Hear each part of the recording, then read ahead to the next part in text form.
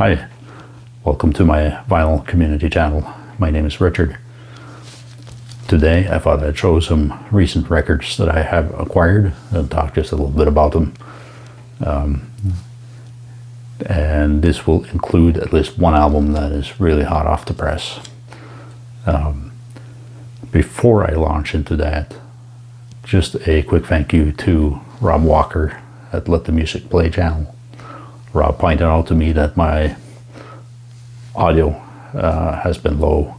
I've had to go through some different equipment. I've had two pieces fail on me, one somewhat disastrous fail. So I kind of flopped around a bit on equipment. Well, now I follow Rob's advice, got a lapel or lavalier style microphone, and I hope that makes the audio come through better. With that, launching into some records, starting out with Norwegian band Tusmørke, or Twilight in English. Just this last Friday, February 26, 2021, they released this double album called Nordisk Krim, or Nordisk Krim. It's a double album showing off some gatefold art here, a bit morbid, perhaps, intense. And I think that's probably the point. Fairly traditional backside of the album. The theme behind this album is Danish bog bodies. So I believe in the early 90s or so, there was a find of some very well preserved ancient bodies, human bodies, in some bogs in Denmark. I think for a while it threw Danish authorities for a loop, not knowing if it was a more recent crime scene or what was going on. But it turned out that it was far from recent. This episode was the inspiration behind the album. I still have to digest the text, the lyrics myself. I don't tend to be able to focus much on the lyrics when I listen to music. It gets to be more about the sound for me. But I will have to make a point of reading through the lyrics. I hope I can find them on Bandcamp or some such, or just sit and intently listen for one session. The particular version of the album I got comes on translucent vinyl. I think maybe it's $1 extra or so where I bought it from. For those in the US, or maybe also in Canada, if you like this music, not aware, Charisma Records, that's Charisma with a K, they have a US-based storefront on the web, and they go to charisma.no, and that can direct you to the US site. They don't have their full catalog there, but kind of some of the newer stuff, for sure, some of the more well-known bands. Under their label. A couple of notes on the music itself. You will need some time to listen through it, I think. At least that's the case for me. And I am not all the way there yet. I have listened to it several times, but still much to digest. Very rich sound imagery. The instrument lineup is certainly interesting, and I'm no expert, but for a progressive rock fan, and you see a few mini Moogs and a Mellotron and various other instruments. I mean, you kind of start to have the bass line there. There is a fair amount of flute playing in here, which if you're familiar with the band, is something that probably would not surprise you. The two last tracks are really, I think, emerging as my favorites. The second to last track on sides C, or I should say the last track on side C, second to last track on the whole album, is called Heksejakt, or Witch Hunt. If there was a radio hit, if you will, or one track that would be played on the radio, that might be it. It's kind of fast-paced moving, kind of fun song. Side D is just one track, and certainly Witch Hunt is not a surprising title for a song from Tusmørke. Side D, the track is called The Marvelous and Murderous Mysteries of Sacrifice. Also not a surprising title from Tusmørke.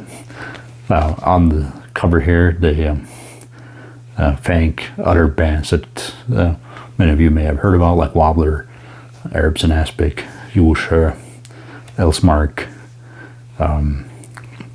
I think Von Möbius, and I'm probably forgetting many. They did bring in a violinist for this too, Åse. And if I'm not mistaken, she actually also played violin on a different Norwegian prog rock album that just recently dropped, which is on its way over to me across the Atlantic, I hope. Hopefully on a plane, not on a boat, but for a future video. Also, one fun kind of side note here, if you're familiar with the French cartoon Asterix, it's a cartoon dating decades back and been lots produced over many years, about Gauls in northern France fighting the Romans during the times of Julius Caesar. Anyways, the actual movies, the cartoon movies that were produced, the music there bears some resemblance to the Age of the Iron Mine track on this one, which brought up some nice childhood memories for me. Check it out. You can at least, there's some streaming opportunities on Bandcamp if you're curious what it is, if you're not familiar. Then this one just came today, and yeah, I have not had a chance to even open it yet, but I have listened to the music before, but I only digitally. So I bought the LP. The hype sticker here points out first edition pressing of 500, which comes with a CD. If you look at the cover, and some of you might think, well, that looks like it might come from Rune Gramophone. That is exactly right. The band here is called Krokofant. Krokofant, perhaps, would be an English pronunciation. I'd say harder progressive jazz. Guitar, bass, but rich, a lot of saxophone playing. One could get some associations with Dave Jackson from Van der Graaf Generator, but this is not Van der Graaf Generator music, but just maybe in a little bit of the way that they promote the saxophone to this type of music. This is their second album, Krokofant 2. That's Krokofant 1, 2, 3, and then their last album, well, latest album, Q, I believe it's called. I think came out in 2019. So far, I think probably some tunes from tracks from the second album and the tracks on the third album are perhaps my favorites of their music. Still need to get a hold of their third album, which is probably my favorite. Check them out there. You can find some of it online. I see even used to be able to stream it all on YouTube Music. I see now they only have their third album available there, but I think it's maybe their better or best album, I should say. Changing pace a little bit. Many may recognize the picture on this jacket. This is John McLaughlin, and it's a live recording, live at Ronnie Scott's in London. John McLaughlin in the Fourth Dimension, I believe from 2017, what also later turned out to be his very last US tour that I missed. And I'm still bummed because For a brief period of time, I lived on the west coast of U.S., and he was only half-hour away, and I couldn't make it. A more modern-sounding John McLaughlin, perhaps, of sorts. This has music from some old albums, at least from what I recognize. It has a couple of tracks from Inner Mounting Flame, and I know at least one track from Birds of Fire, if not two, like Miles Beyond, a nod to Miles Davis.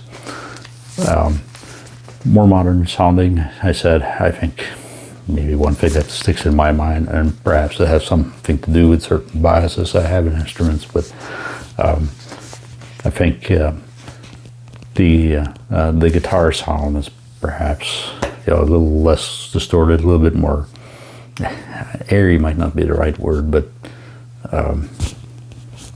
just have a little bit more modern sounded, but still the John McLaughlin or Mahavishnu orchestra type music. I don't recognize all the musicians on here, but I do certainly heard the name Gary Husband before on keys and drums. I know he's worked with John McLaughlin. I think I looked up also Billy Cobham. And I know there's one I had on the tip of my tongue that I'm forgetting, but if you kind of want to rekindle your acquaintance with John McLaughlin or Mahavishnu orchestra music, this might be something to try. And I do appreciate his music a great deal, and I have several live recordings, others on CDs, but from the past. This sounds a little different, so I could recommend it. This also reminds me, I want to get a hold of another Live at Ronnie Scott's album, Jeff Beck, where he also has a nod to John McLaughlin in his Live at Ronnie Scott's. I need to get a hold of that. It needs to go on at the top of my list of stuff to search for. This is probably familiar to many Gentle Giant, 30 Friends. Perhaps not my favorite album art for this album, but this is a very recent repressing, and it's a repressing on the Alucard label, which I suspect either is kind of belongs to the band, or perhaps it's Derek Schulman, kind of a key member of the band that became a record executive after Gentle Giant stopped playing and recording. Derek Schulman, among other things, I believe, was instrumental in bringing Pantera and Daryl Dimebag out to the world. This is kind of a comfort album for me, so much that I'm also trying to learn the title track riff of my Epiphone back there. I won't really try to explain how well it is not going, but I'm having fun with it anyways. So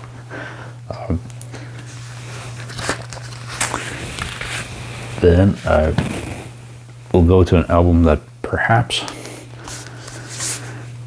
I had better hopes for. The Frank Zappa album, Orchestral Favorites. Sound-wise, great. This is Bernie Grundman remaster.